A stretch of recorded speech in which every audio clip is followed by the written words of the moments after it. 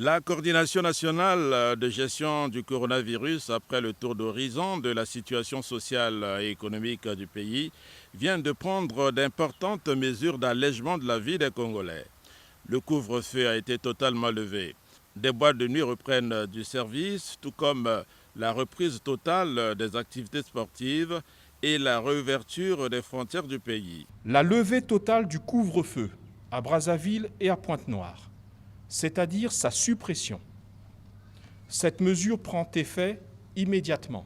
La levée de la mesure de fermeture des boîtes de nuit et autres espaces clos et de loisirs qui pourront désormais rouvrir. Les tenanciers et gérants de ces établissements devront cependant exiger de leurs clients la présentation de la preuve de leur vaccination. La reprise totale des activités sportives et de masse dans le strict respect des gestes barrières.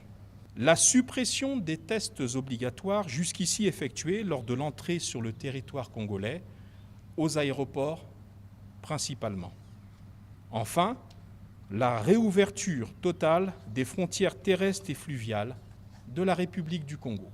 Toutes ces mesures prennent effet immédiatement.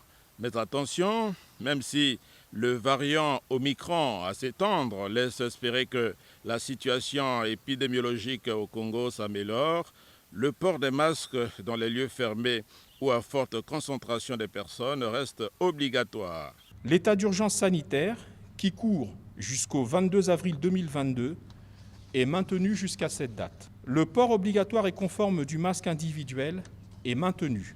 Recommandé à toutes les catégories socio-professionnelles, cibles de la vaccination, de se faire vacciner et inviter les employeurs tant publics que privés à inciter leurs employés à en faire autant. Organiser régulièrement le dépistage des personnes les plus exposées au risque de contamination. Réaliser régulièrement des tests rapides antigéniques nasopharyngés dans tous les départements du pays pour le dépistage de routine de la Covid-19. Maintenir l'interdiction de l'utilisation des tests rapides antigéniques salivaires dans les points d'entrée et de sortie du territoire. Exiger la présentation à la frontière d'un test RT-PCR négatif de moins de 72 heures pour tous les passagers à l'entrée au Congo. Le dépistage doit se poursuivre gratuitement, tout comme le vaccin, question de faire obstruction à la remontée de la pandémie, au risque de ramener la coordination à revisiter les mesures sanitaires prises.